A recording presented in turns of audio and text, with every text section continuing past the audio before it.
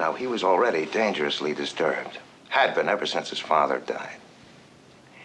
His mother was a clinging, demanding woman. Welcome to Watch Mojo, and today we're counting down our picks for the top 10 realistic horror movies. There's something real about a guy with a knife who just snaps. For this list, we'll be looking at horror flicks with a plausible and down-to-earth plot. Which of these movies would you least want to find yourselves in?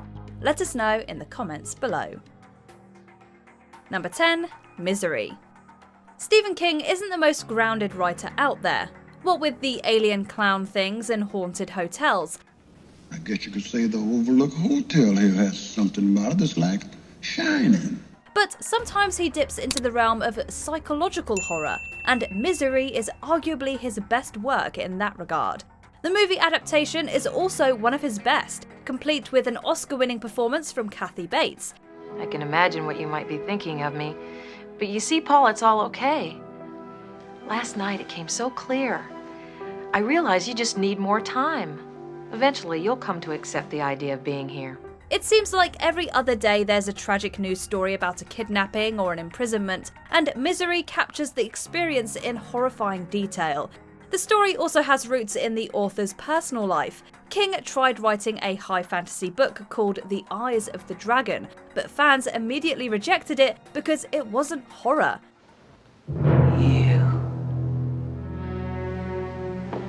You dirty bird. How could you? Feeling metaphorically imprisoned by his fans, King wrote Misery as a creative release. Number 9, Hush.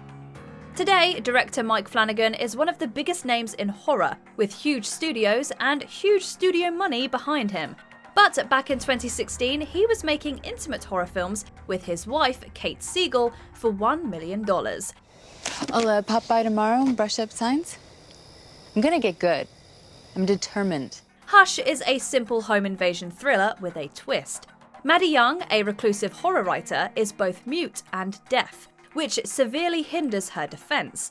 Miss the city yet? Seriously, Maddie? Maybe you could come back. Live with me.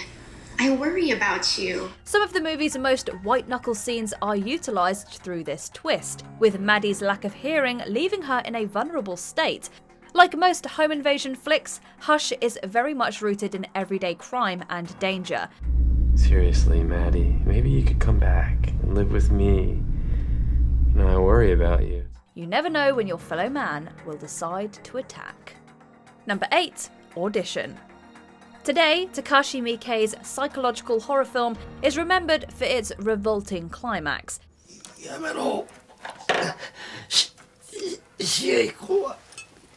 Yes, the concept of holding auditions to find a new wife is a little goofy, but this is only a fun tool to get to the good stuff. Shigeharu Aoyama falls for a mysterious young girl named Asami, but a creepy trail of dismemberment and death serves as a massive red flag.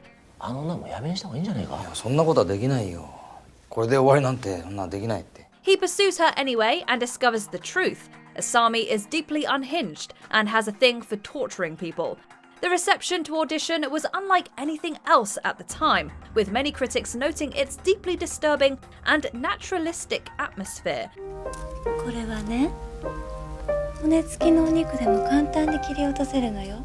It mixes slasher movie gore with psychological realism, and that is never a comfortable combination. Number 7, Jaws. Okay, there are certainly some imaginative elements to Jaws. You're gonna need a bigger boat. It's a Spielberg film after all. But the concept of a hungry shark eating beachgoers is terrifyingly plausible. Are you going to close the beaches? Yes, we are. In fact, the events of Jaws are ripped directly from history. In July 1916, the Jersey Shore suffered a spate of shark attacks that left one person injured and 4 dead. That isn't the only part that bears a relation to Jaws. The attacks naturally caused a wave of panic. The seaside community focused on efforts to save its tourist and beach-based economy. You yell barracuda. Everybody says, huh? What? You yell shark. We've got a panic on our hands on the 4th of July. And yes, people took to the open water to hunt sharks. Author Peter Benchley was greatly inspired by this story and penned Jaws, which became an instant bestseller. Number 6. The Purge. The first Purge film obviously has an outlandish plot. To help stymie crime rates, a totalitarian political party makes all crime legal for one night. This is your emergency broadcast system announcing the commencement of the annual purge sanctioned by the U.S. government. Weapons of Class 4 and lower have been authorized for use during the purge. But it's also the most down-to-earth entry in the series, because it's basically another home invasion thriller. The wealthy stand-in family is targeted by numerous people, including a random group of purgers and their own neighbours. We've gotten gussied up in almost terrifying guises, as we do every year. Ready to violate, annihilate, and cleanse our souls. The actual purge is only used as a setting backdrop and to prevent the stand-ins from simply calling the police. Home invasion thrillers are deeply unsettling because they bear the greatest semblance to reality. And you can either die like a man and walk outside there by yourself, or you can die like a coward and get my wife and my children killed along with you. Okay, so take that gun away from my daughter's head. Being personally invaded is a fear that we all share, and The Purge takes full advantage of that. Number 5. The Strangers. This is another home invasion movie, with on-the-rocks couple Kristen and James being hunted by a group of random strangers inside a remote summer home. Come here. Sit down. Sit down, sit down, sit down, sit down. How do you know there's somebody out there? I saw a man at the back door, and he's wearing a mask. The setting makes the movie even scarier, because the characters have nowhere to run and no one to turn to. It's a realistic situation that no one wants to find themselves in. She's watching us. She looks like a ghost. You want me to go talk to her? Some academics have even recognised how writer-director Brian Bertino utilises the remote pastoral setting to comment on human depravity. The Strangers also resembles many real-life crimes, including the quadruple Keddy homicide of 1981 and the infamous Manson killings, which served as a direct influence for Bertino. Why are you doing this to us? Because you were home. Number 4. The Exorcism of Emily Rose. Alright, hold on a second before going to the comments. This movie actually subverts the worn-out supernatural genre by touching on how mental illness can often be misinterpreted as otherworldly possession. In the case before you, the evidence will show that the victim had a serious medical condition that demanded medical treatment. The movie includes traditional religious horror movie iconography, but it's more about dissecting the fine line between possession and mental illness. What about medical care? I wanted her to continue. I never said she should quit seeing her doctors. That would have been quite wrong. Medical care is not my field. But you did suggest she stop taking the drug, Gambutrol. In fact, the story is directly based on the real case of Anneliese Michel.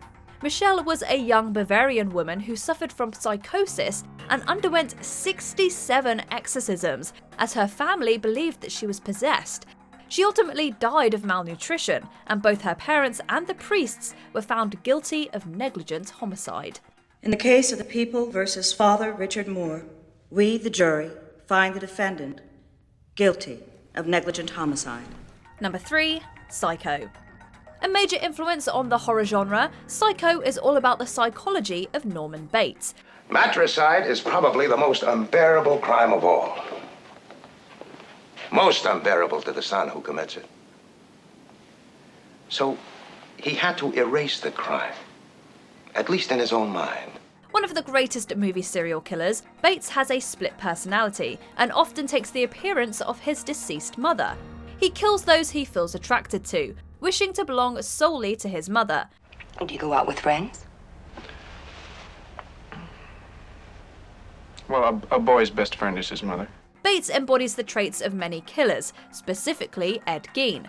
Gein also killed women, shared an intimately close relationship with his mother, and hoped to embody her by wearing a grotesque suit made of female skin. She just goes a little mad sometimes. We all go a little mad sometimes. Robert Bloch's novel was almost complete by the time Gein's crimes were revealed, proving how art and reality often intersect. Number 2. Open water. Humans are not meant to be in the ocean, and disaster can strike in seconds out on the open water. In this movie, Susan and Daniel are accidentally left behind on a scuba diving excursion, leaving them stranded in the water and battling dehydration, exposure, and hungry sharks. Daniel, where's the boat? That's a good question. It's a horrifyingly plausible situation, and one that makes us reluctant to go out there ourselves. In fact, this story is so plausible that it actually happened.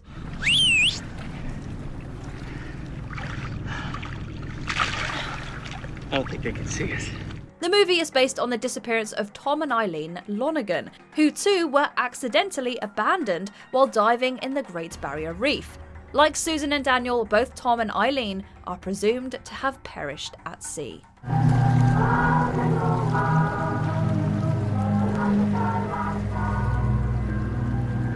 Before we continue, be sure to subscribe to our channel and ring the bell to get notified about our latest videos. You have the option to be notified for occasional videos or all of them. If you're on your phone, make sure you go into your settings and switch on notifications. Number 1. The Silence of the Lambs. This is often regarded as the quintessential psychological horror movie, and for good reason. Not only does it accurately depict the detecting process, but it also examines the traits and methodologies of serial killers. It excites him. Most serial killers keep some sort of trophies from their victims. I didn't. Some events are obviously exaggerated to make an exciting story, like Hannibal's dramatic escape from custody. But both Hannibal Lecter and Buffalo Bill are more realistic than most fictional serial killers. Do you think if you save poor Catherine, you could make them stop, don't you? You think if Catherine lives, you won't wake up in the dark ever again to that awful screaming of the lambs. The Silence of the Lambs stands out not for its story, although it certainly has a good one, but for the psychology it gives to its villains. The movie treats them as people rather than one-dimensional serial killers, and is grotesquely realistic as a result. The significance of the moth is change. Caterpillar into chrysalis or pupa, and from thence into beauty. Our Billy wants to change too. Do you agree with our picks? Check out this other recent clip from WatchMojo, and be sure to subscribe and ring the bell to be notified about our latest videos.